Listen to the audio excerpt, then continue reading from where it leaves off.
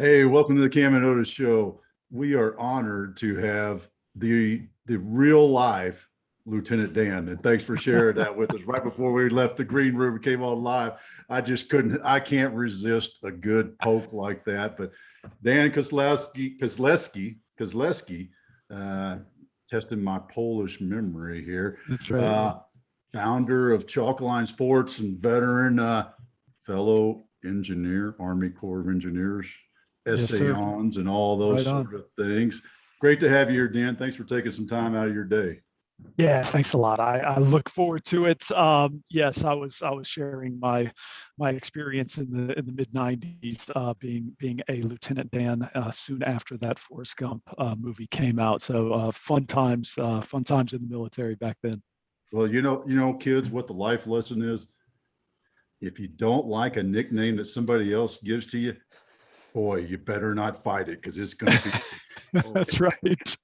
You can never come up with your own nickname. That's the one thing. And the second thing is, yeah, just pop culture is going to win every time. That's great. Well, Dan, I'm just curious, man. Corps of Engineers in Yeah. Africa, Oof. and then sports betting. Man, the string here, your pattern of life. Thank God I Yes. never had to track you because Right. you would be very difficult to follow. So I'm just curious how you made this leap into this Yeah. sports betting world from where you started. Yeah, that's when I was in high school, and we were talking about career paths with guidance counselors. Certainly not one that I necessarily drew a line to, but yes, in high school in Nashville, Tennessee, saw an opportunity to go to the military academy and have my college education paid for, which was for me the last of four siblings. I was pretty excited about the fact that I wouldn't have to pay any college bills. So I went to West Point. Um, and graduated as a as a second lieutenant, and went into the Corps of Engineers. Great time stationed in First Cav down in Hood. I actually went to the Armor Advanced course, surprisingly enough, when it was at Fort Knox. So I went to Knox with the with the Armor boys, and then I went to Fourth ID in Savannah in Fort Stewart, Georgia, where I was able to go to Bosnia, and I was running the Mine Action Center in Bosnia in the late '90s. Just helping them go through that process of lots and lots of landmines in Bosnia that were thrown around for that time period during their civil war, and just helping them with the mining. It's a massive project. Probably still is probably a big challenge. But during that time, I certainly had an itch to travel a bit, and so I got out of the military in '01, and I went to South Africa. um, I had met a lady from South Africa, and as we men sometimes do, chase women all over the world, and so went down to South Africa after I got out, and all my buddies are going to Deloitte's and Home Depot and business school, and no, not Dan. I'm going to Africa, and so went down there, applied to do my MBA at a school in Johannesburg, and stayed there. I had a great opportunity. I'm a massive sports fan. Always have been. Grew up playing soccer, and while I was doing my MBA, Sepp Blatter from FIFA said, "Well, we're going to host the 2010 World Cup in South Africa," and I thought, "Oh, this is a great opportunity." So, it was just something that fell on my lap. I worked in the sports marketing industry there in the lead up to the 2010 World Cup. Got to do a lot of fun things with FIFA, and a lot of the major sponsors of that particular sporting event, and then went from agency side, marketing agency side in sports to to work with a gambling company. And I will tell you that in 2008, I had no idea that people actually wagered online. I was not a big bettor at the time, and I'm still not, to be honest. But it's it's a large industry, and back then it was a budding industry, coming out of more retail and onto online and mobile. And so I started this sports book in South Africa with some partners, and we ended up doing pretty well with the launch of that, and it also was a good little intro to my entrepreneurial itch that I had. Sold it to a large land-based casino group in South Africa, and then I came back to the United States, where again started a business called Chalkline, and we've been running Chalkline for about 5 years now in the sports betting, sports entertainment, media intersection. Go ahead, Cameron. Oh, I'm just really curious. You mentioned working on the sports marketing side with the World Cup, with FIFA coming down there for the 2010 World Cup. Yeah. I'm just curious what kind of lessons you took away from that, because that's just one of those organizations that's just so big and such an odd thing they do also, that I'm just like, you must have gotten some really interesting takeaways from that. I did. That is a really interesting organization, and not to delve too far into the weeds on FIFA, but in 2003, 4, 5, 6, there were certainly some interesting business practices that FIFA was embarking on, and to be polite, is that the, politically correct way of what they were doing? Otis, it was interesting, and the most interesting element was for me was I met a lot of those people that were doing all of these things, and it's almost what I learned about sports. I think the biggest takeaway from my experience working with FIFA during that time is that sports transcends government borders. I will tell you that it really, the President of the United States is an important person. Please don't get me wrong. Equally, almost maybe more important, and maybe with less accountability, is our people that are running sports organizations, global sports organizations. They are not subservient, to really kind of any country norms or country business practices or laws, and they they can just do as they please. So when you find out that the 2022 World Cup is in Qatar, just really how FIFA got from its pitch process to that is a really interesting one, and being a part of that organization, or interacting with that organization during those pivotal times, I certainly learned a lot about ethics.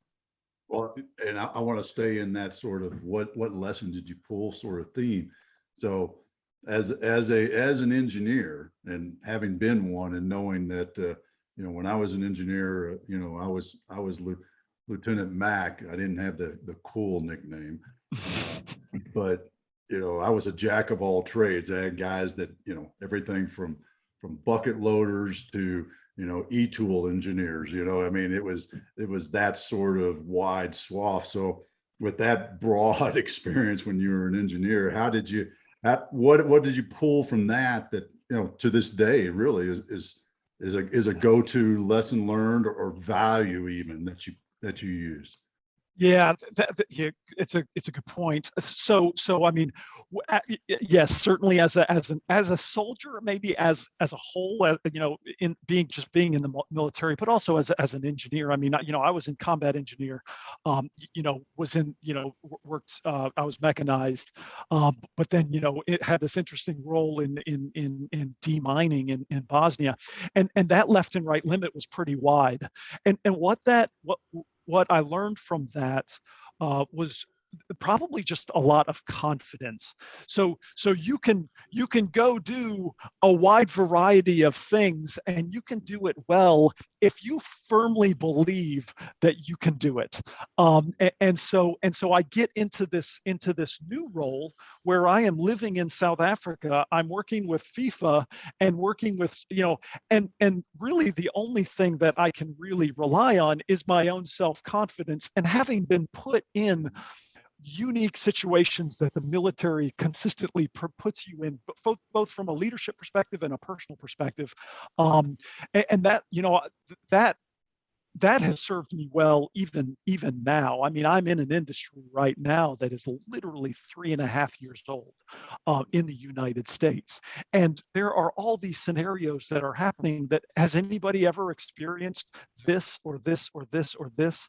No, but I've done unusual things in the past and done it successfully. And so, there aren't that many curveballs.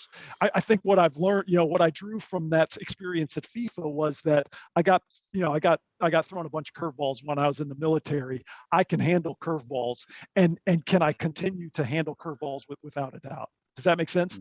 Yeah, yeah. And as you were saying that, I started reflecting on my own time as an engineer, and it's, Yeah. The autonomy I had was unreal.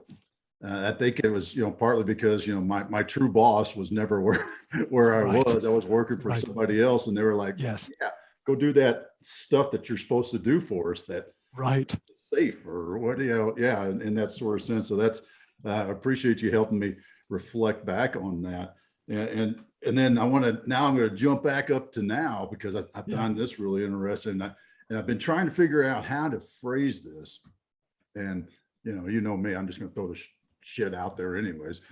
Fire away. I mean, sports betting up until very, very recently was this dirty niche market that, you got to call your bookie, Guido. I got Guido Yes. on the line. Hey, put 10 on the Bucks to win. I mean, it's Yes. that sort of thing. And now it's this huge industry. And I wonder, as you got into it, did you feel a little bit of that darker side of the gray area when you started into this? Without a doubt, and that to be and I'm gonna address how that is in America and how that plays out in America. But I mean, so I am, so it's 10 years ago, and I'm talking to my American friends living in South Africa, running a sports book, and you know what goes through their head.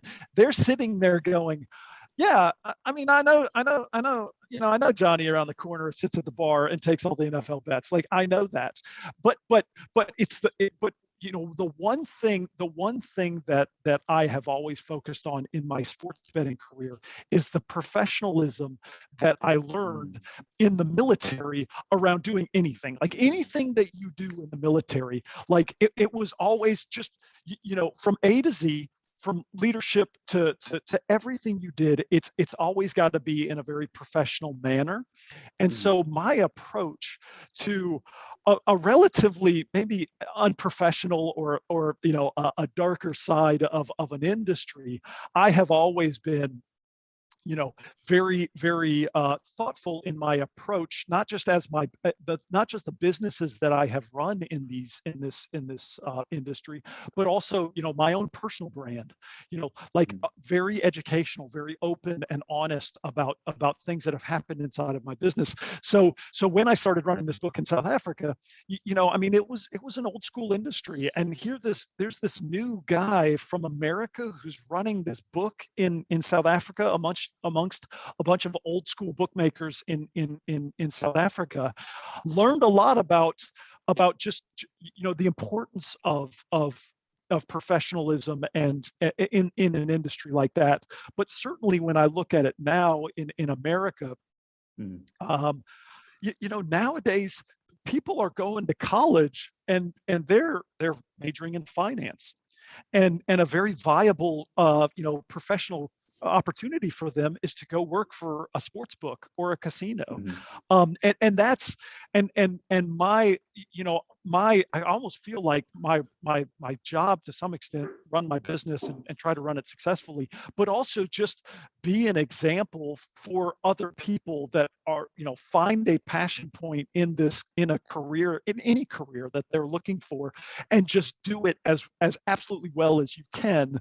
And regardless of the preconceived notions and the thoughts about a particular industry that may not be as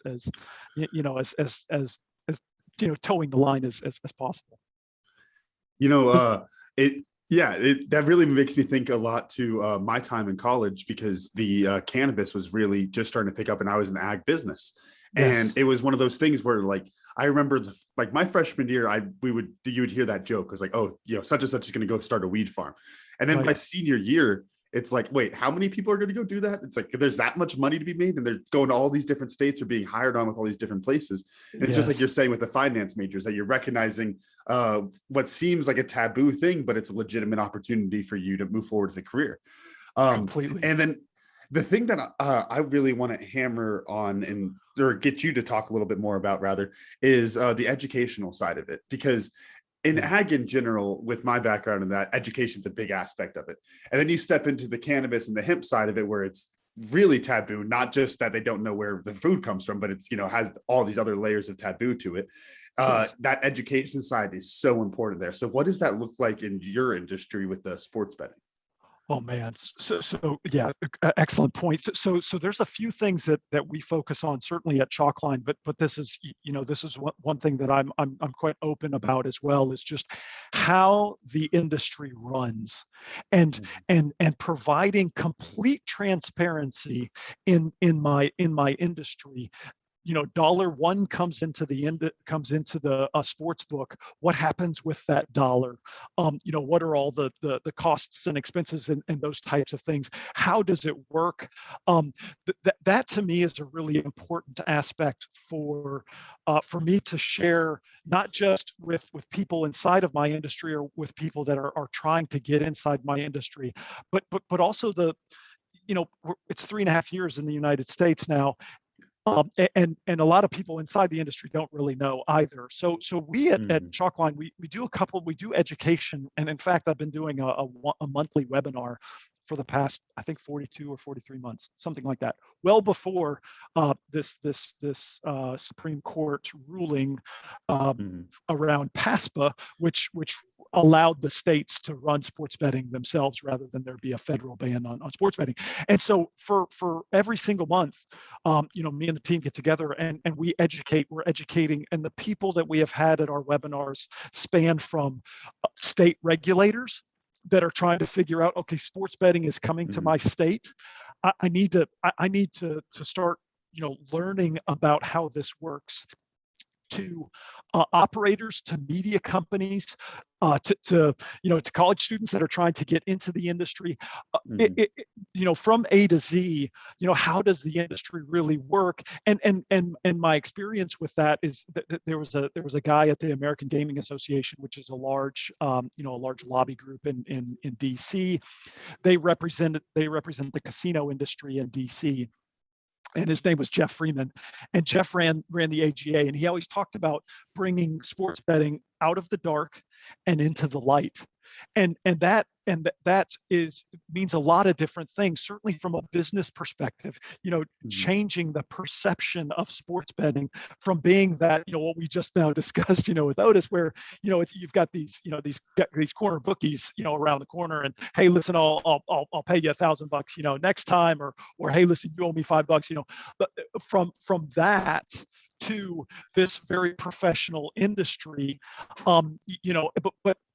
but also just educating Americans. There's a lot of people that are incredibly passionate about the Dallas Cowboys. And would they love to put $5 down on is it tonight's game? I think they're playing the Bucks tonight. Yep. Would they love to put $5 down? Not 5 million, not 5,000, just literally $5 to make the game a little bit more exciting, and to let them not just pick who they want, to win, but have some skin in that game and make that game a little bit more exciting. And how do you actually do that? There's a lot of steps depending on what state you're in and what app you're going to download. How much information do I need to give to a DraftKings or a FanDuel or a BetMGM or whoever the operator is? And then I've got to deposit $5 onto some account. Like, is this legitimate? How do I do it? All of these questions are, again, educating people. So when I talk about education, I'm talking about the industry, yes, but I'm also talking about the players and the people that are interested in actually placing that $5 as well. That makes sense? Yeah. The one thing I wanted to kind of follow up with on that though, is what has it been like on the policy side? So we have a good friend of the show, Kim Stuck, who was in Colorado when the first medicinal marijuana laws were being passed, and she helped Yes. to essentially write the regulations on that. And so I'm curious how that has been for you, as it's, same type of thing again, where it's popping up in different states. Every state's trying to figure it out on their own, trying to learn lessons from other places and not mess up their laws while they're writing them. What has Yes. that policy side been like from your perspective, or even from Chalkline Sports? So, so I have been actively involved in a few different states that have asked me to provide perspective. And the reason for that is because I've been a regulated, gambling employee in another country where sports betting was legal. I then come to the United States, in 2015, and this is 3 years prior to PASPA being repealed. And there were not very many people like me that had run a regulated legal sports book in a country where it is where they have thought through things like taxes, responsible gambling, regulatory frameworks where this where it should be applied.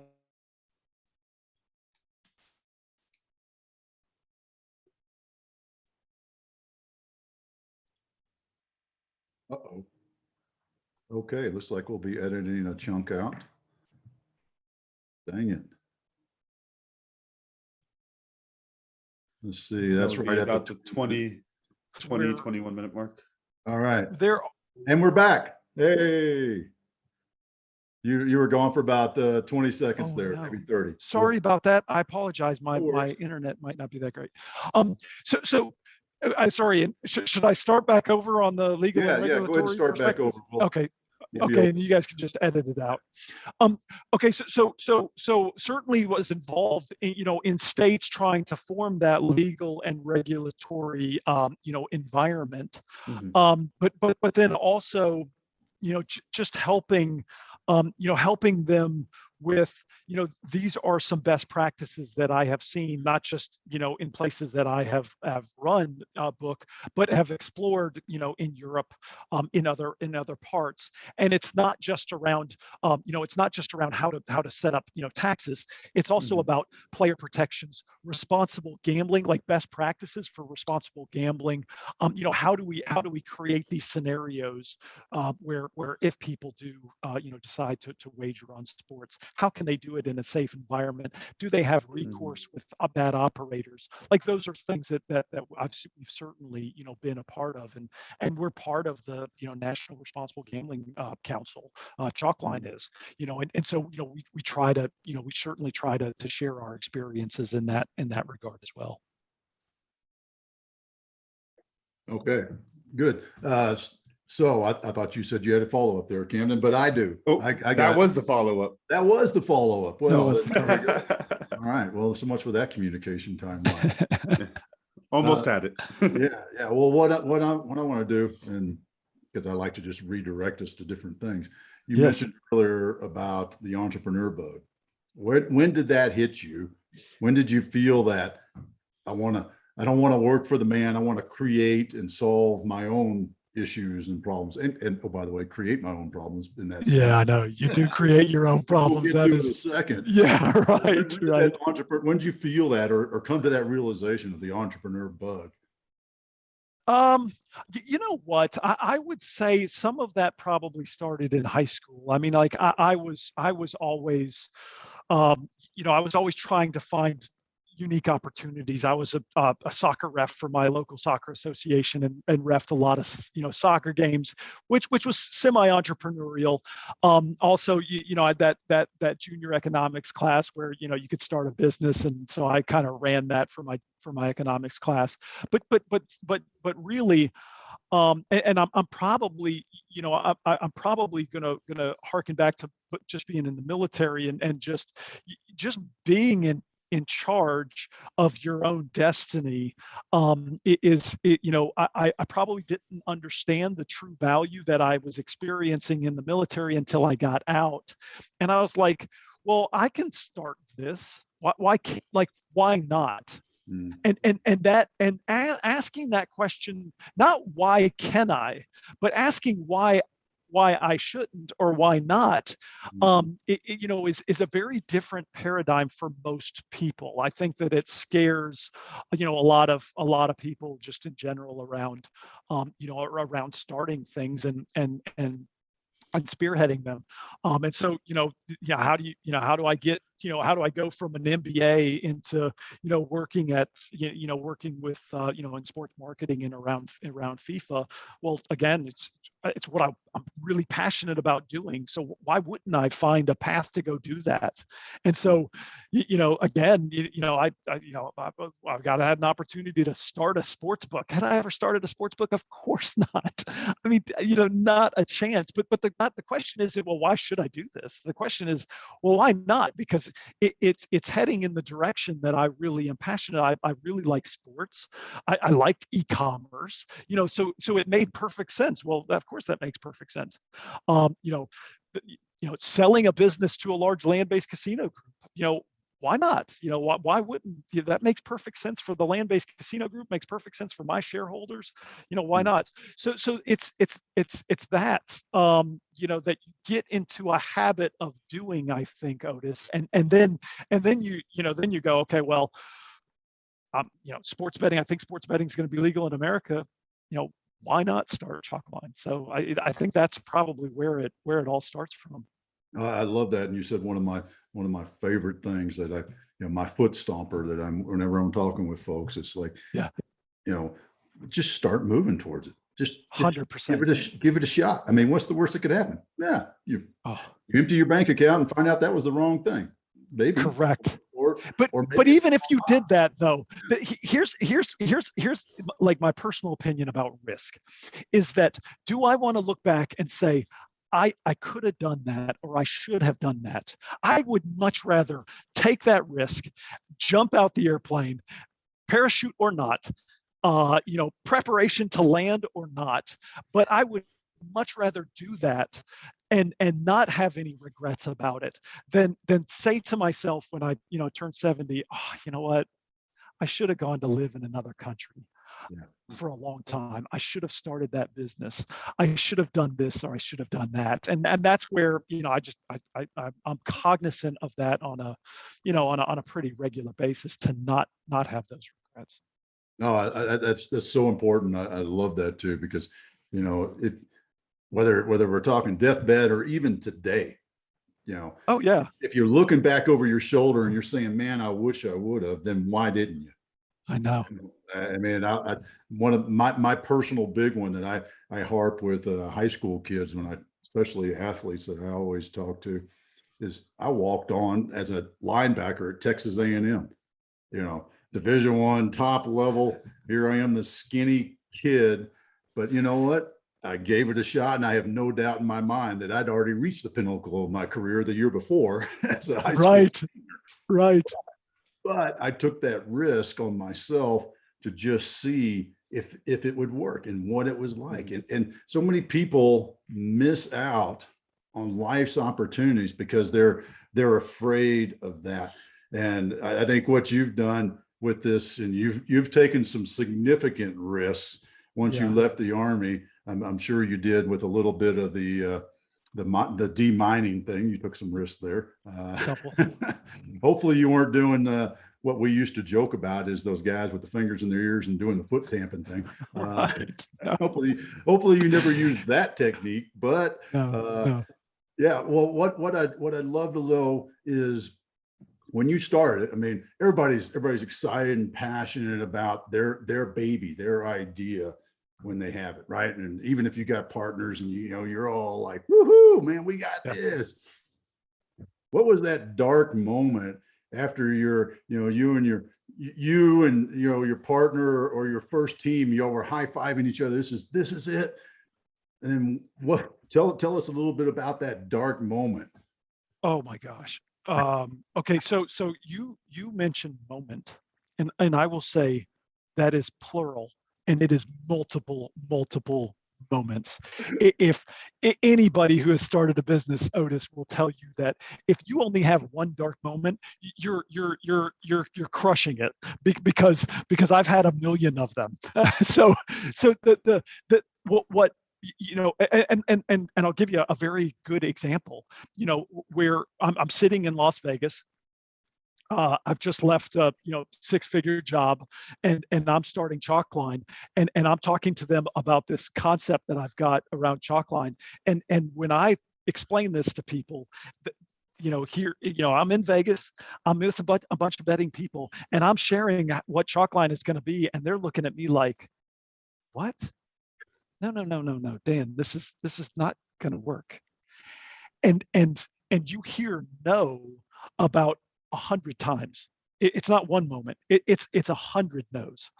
Or, and I'll give you another one, is when you're raising money. You got a great idea.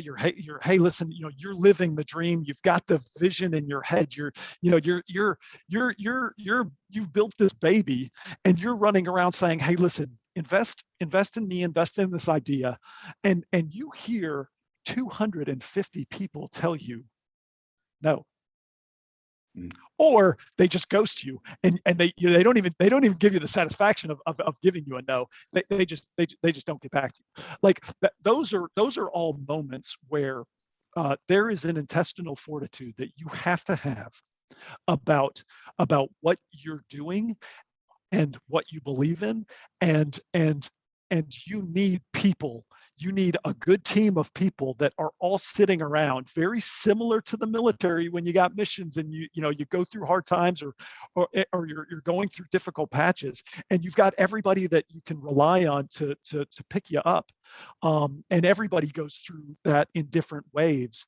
That is, those are that teamwork and that camaraderie that you build as an organization, as an entrepreneur, is really, really important. I think Peter Drucker has a comment, and he says that culture eats strategy for breakfast, and I cannot agree with him anymore. Like, I've seen the best laid plans, I've seen brilliant business plans, and I've seen people just wax poetically about this opportunity that they have, but if you don't build a team that understands that vision, that all buy into to this vision, and you eat, sleep, and breathe good culture, good core values. What's the mission? What's the vision? Does everybody understand what that is? Then the dark times are going to be incredibly dark, because the dark times are, oh my gosh, we've got people that don't buy in, and they don't. And to me, those are the dark times that would be hard to deal with. Getting told no a million times, I'm okay with that. It's just not going through it with a bunch of good people. Yeah, I think that's something I've always thought was interesting, because you hear various stories, and I think it's I want to say Sarah Blakely talks about how she went to like 29 different Oh stores. yeah, her story is awesome. And yeah, I mean, talk about somebody who was not afraid to be told no, Right. worked at it personally. But the thing I'm always curious about is, well, what if 29 wasn't enough? How many more would you go? And you were throwing out some numbers, and I'm assuming that a million no's was not quite accurate, but felt like a million no's. It did. But how do you? And this is a great question for our entrepreneurs out there: is, well, how do you know when this may not be the right thing at this time or whatever? Yeah, that's a good question. And so I'm a part of I've been a part of Bunker Labs, Patriot Boot Camp, and these are the questions that we really dig in on, that I find. I know that I am solving a problem, right? And I know what that problem is in my industry, and what the problem I'm solving with Chalkline, right? And will that is Chalkline the absolute best tool to solve that problem? It might be, it might not be, but I know that I've built a tool that solves a problem. But the question is can my vision come to reality in a space and a time that I don't run out of money, and that the industry also recognizes that problem and recognizes that I am a solution to that problem. And so it's a timing issue. I mean, the Airbnb, was thought of well before it actually became Airbnb. Like, somebody else started that business. The timing just wasn't right. And so the question, I think, that people, that they really believe in the business and the solution that they're providing to any industry, is, when you're driving that car, do you have enough gas? And are other people seeing the value of that mission in a time horizon that makes sense? So that is, do I have all those answers? Man, Otis, I wish I did. I don't even have those answers for Chalkline, to be perfectly honest with you. I mean, I've only raised a Series A, and am I crushing it in my $100 million company? No, I'm not. Do I think I'll get there? Probably. But so these are things that I wrestle with, but it's really around, being honest with yourself and saying, I've got resources. Is it worth spending those resources to get to a point? And at that point, can I make it to the next level? And those are the hard questions that need to be asked and wrestled with, in earnest, around whether, because nobody likes a quitter. And the one thing I will say about being in the military is that it is hard to quit. It is so hard to quit. But Otis, sometimes you have to do that, because that's the right thing to do. And telling me and my friends and ex-military people, hey, you know what? Maybe this isn't the right thing to do. Maybe this isn't the right timing. Maybe this, let's explore other options. Those are the hard questions to tell military folk, and that. I'm really curious. How do you avoid falling into the illusion of, falling into the love with the hard work? Like, one of the phrases you used earlier was get into the habit of doing, and how that can be so effective. Yes. And, my mind went immediately to, how do you avoid the illusion of continuing to do and not noticing that you're not actually going anywhere? You're running around being really busy, but not necessarily productive. How do you avoid your team, not necessarily just yourself, but your whole team and your culture, from falling into that kind of trap? Yeah, geez, that's a great question. So, maybe less strategy and maybe more operational. I'll put my operational hat on. It's for us. It's really about having very good annual strategy meetings that then get broken into operational plans, and those operational plans are tracked by really tight KPIs. And so that process is difficult to do. It is hard sometimes to build the airplane while you're trying to fly it, right? Which I feel like that's a good analogy for what entrepreneurs are doing at times.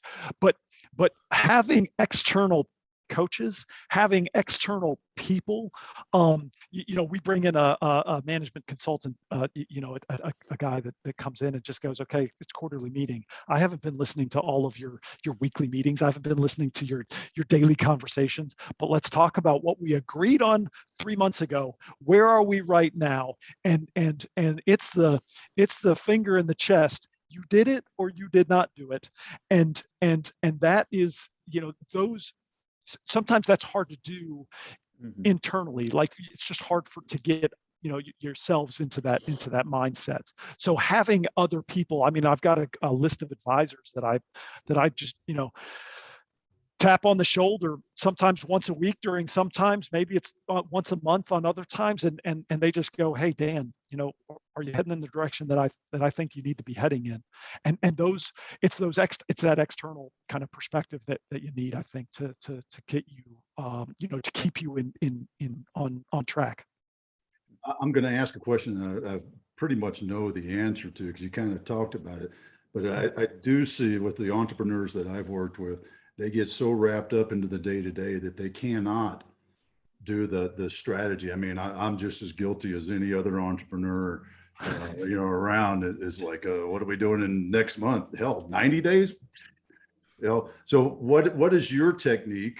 And maybe you just said it, but what is your technique to ensure that you, as the CEO, the vision holder, keeps going out in front?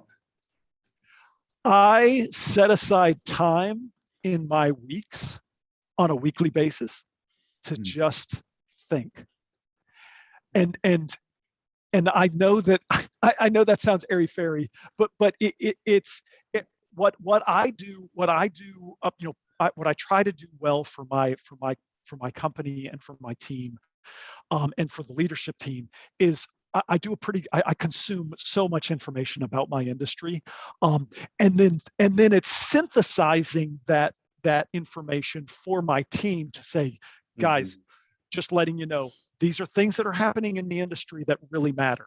These are things that are happening in the industry that matter. There's a bunch of other things that are happening in the industry, and don't worry about this, don't worry about that. That's just window dressing. What do we need to stay focused on? And I really do spend time on a weekly basis and really do that, because if I don't force myself to do that on a weekly basis, a month will go by, and I've done this before. A month will go by, and I'm like, oh my gosh, I have no idea what's happening right now. Like I feel like I might be flying an airplane, but I don't know what direction I'm going. I don't know, what pitch I'm at. I have no idea how high I'm up, how close I'm to the ground. I don't know any of that stuff, and that's a terrible feeling for me. So I have certainly instituted, very kind of, weekly plans for my solution around that, to help my team out.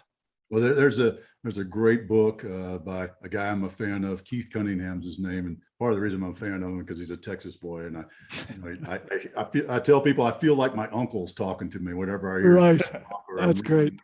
What he's talking about. But the book is called The Road Less Stupid, and basically the entire book is about doing what you just said, setting aside as business leaders, taking time, and he says he does it 3 to 4 times a week, takes an hour out of a day 3 to 4 times a week, and he focuses on his business. He asks questions to discover the root of the cause of why, where we're at, what's the pitch, what's our growth, and where are the problems. And he asks questions of himself, and he spends an hour ish writing about that. So I highly recommend, if you haven't read that book, to pick it up and check it out.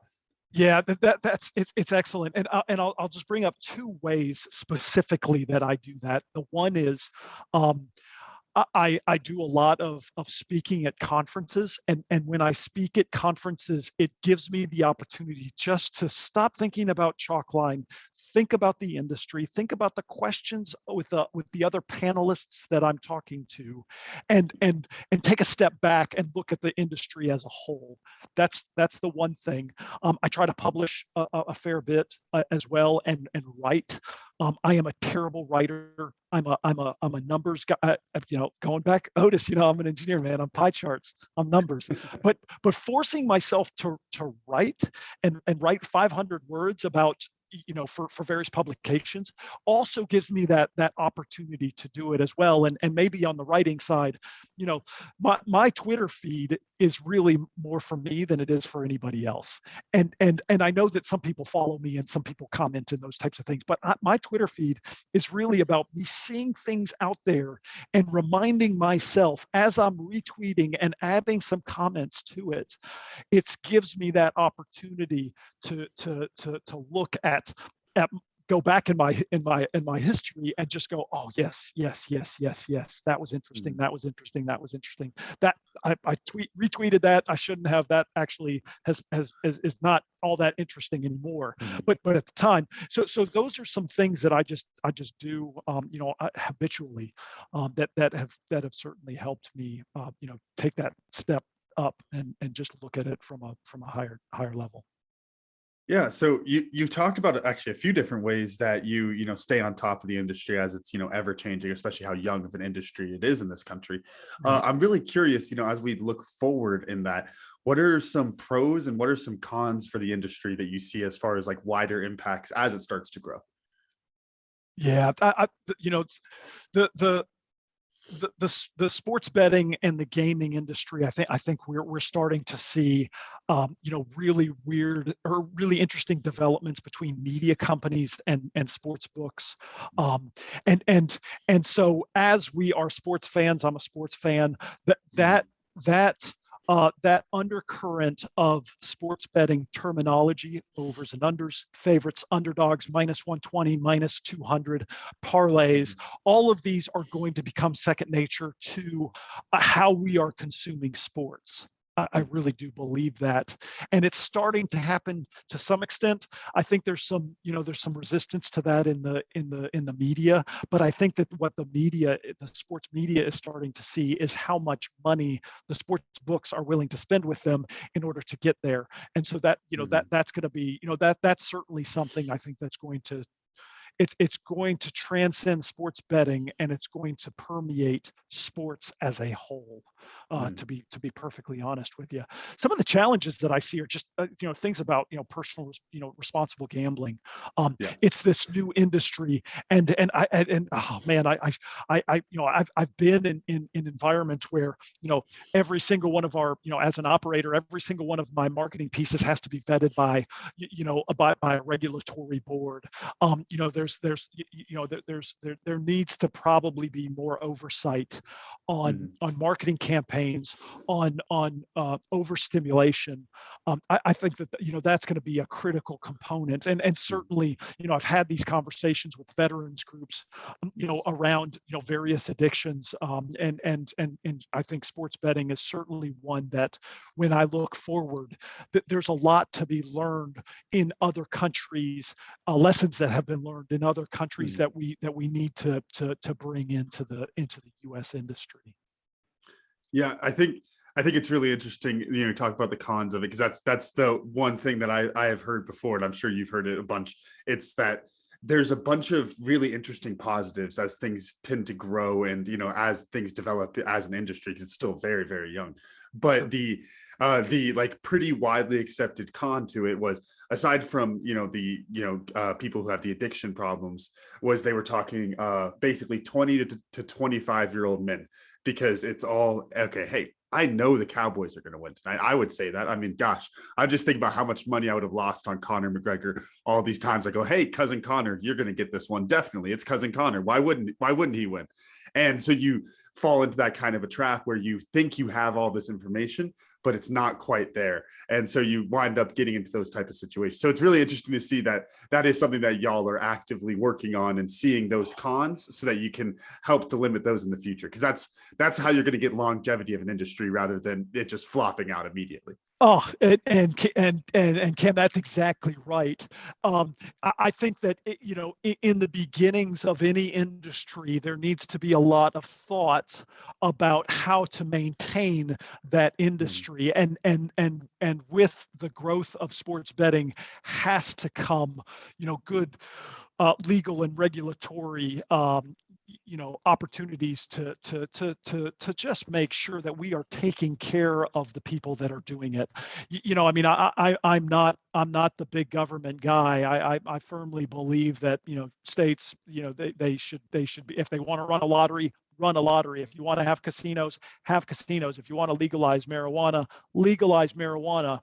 but do that in a very responsible way that makes sure that there's recourse for sometimes when that can get out of hand. Oh, that's great. And Dan, thank you for that. And uh, before we get to our favorite question, I'm curious, where's Chalkline next? What's the next thing for Chalkline? So yeah, I mean that's a good question. So we just we're 5 years old. We raised 1.3 in seed. We just raised 2.7 million in Series A, and really where we see ourselves is just helping educate the entire country around simple things like, hey, what does minus 110 mean? And so we offer free to play games, as a form of education to educate, acclimate people to sports betting before they actually put that $5 down, help them understand, what some of the terminology is. And we're going to continue to do that. We're working with really interesting media partners that are looking to do that, and integrate our free to play and engagement games in their products. But then also on the operator side, acquiring customers is expensive. I think it was DraftKings that spent $400 million in the first half of 2021. So there's a lot of marketing that's happening, and it's really about just making sure that that marketing spin is as efficient as possible. So that's really we're sitting there at the intersection of kind of sports and sports betting and media, and we're really in an interesting scenario. I wish I could, I wish I could say, that here's the crystal ball, and this is exactly where I see, Chalkline being in 3 years' time, but certainly being, a pretty pivotal player in the entire ecosystem of the sports betting and sports media industries. No, that's great. I love hearing that, because it's not just about making the next nickel. It's about educating and making sure that ethical operations. And yeah, that's, I love hearing that being an ingrained value of your business. So right on. Man, that's great. Yeah, well, shifting gears to what'd you learn? I'm gonna go first because I already said it and it's so easy for me. I mean, one of those, oh yeah, I really did.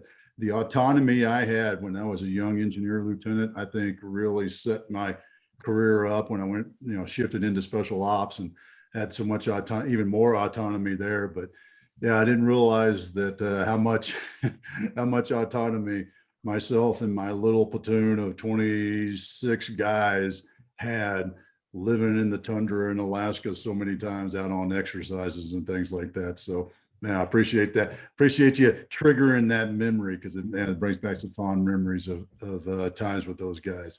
So Yeah, that's good. Camden, what'd you learn? We were talking about the problem solving and, working and making sure we're, avoiding that illusion, like we put it. It thought back to this term that I'm working on coining. I got to say, I think this is the first time I've said it on here. So we've talked about bush fever. We always talk about Les Stroud on Survivor Man, the idea that, the campsite's just over that next hill. So you run yourself dead out in the woods, just thinking it's over that next hill. And I think as entrepreneurs, we have a very similar thing, and I'm calling it problem solving fever, where you are constantly looking to solve that next problem. And instead, you never realize whether or not you should be solving that problem, or if you're working in the right direction, that type of thing. And so that was my big key takeaway from today, is that how important that is. Excellent. Yeah, no, that's great. Just back to the autonomy, Otis, I think that it was from that time, and having autonomy that I certainly, I appreciate it now. I work, I have work a lot as an entrepreneur, but creating a scenario where I can still have that autonomy, I think is one of those reasons why I completely enjoy, starting my own business. It's hard, but I mean, having that autonomy and maybe not working in a big corporate with 10,000 people, is a big plus. And Camden, I can't tell you, you're exactly right. Looking at the, can't see the forest for the trees, and so should you be solving that problem, or can you get somebody else to ask you that hard question? Is that a problem that you should be solving, or should you be looking at maybe some other bigger picture issues that from an entrepreneurial perspective, and having that external perspective to me is really important in my life. So what'd you learn, Dan? You know what? I always enjoy. I haven't really done an awful lot of translating my past military experience into what I'm doing now. Otis, typically I'm talking to industry people, and I'm talking sports betting or I'm talking sports media. And what I certainly loved over the course of preparing for this and talking to you 2 weeks ago and talking to you guys now is, I mean, I learned a lot when I was in the military, and I probably didn't appreciate it near as much. And so when I've got friends that have kids that are going from high school. I just had two buddies that their kids actually enlisted. One went into the Coast Guard, one went into the Navy, and I just need to. I probably just need to keep on encouraging, people to have that military experience, because there are a lot of things that you learn that you probably don't really know that you're learning, and that's certainly something that I've probably picked up on the past couple of weeks chatting with you guys. That's awesome. I appreciate that. So how do folks find out more about, sign up for your webinar, 100%. Chalkline? If they go to Chalkline, .com, they'll find me. Otherwise, on LinkedIn, I'm pretty active on LinkedIn. Please reach out to me on LinkedIn. I'm Daniel Kustelski at LinkedIn. I'm running Chalkline, so not too hard to find. If you do, don't be afraid to send me a message. I always welcome them. That's great. That's great, man. I appreciate it. Appreciate your time this morning. Camden, All right. run us out. All right. Thank you all for listening to today's show. Special thanks to our guest, Daniel Kustelski, and our sponsor, Tribe and Purpose. Find your purpose, find your tribe. You can check out recent episodes of The Cam and Otis Show on Spotify, Apple Podcasts, wherever you get your podcasts, and check out a full archive at thecamandotusshow.buzzsprout.com. The Cam and Otis Show is on Facebook, Instagram, and Twitter. Thanks again, and we'll see y'all next week.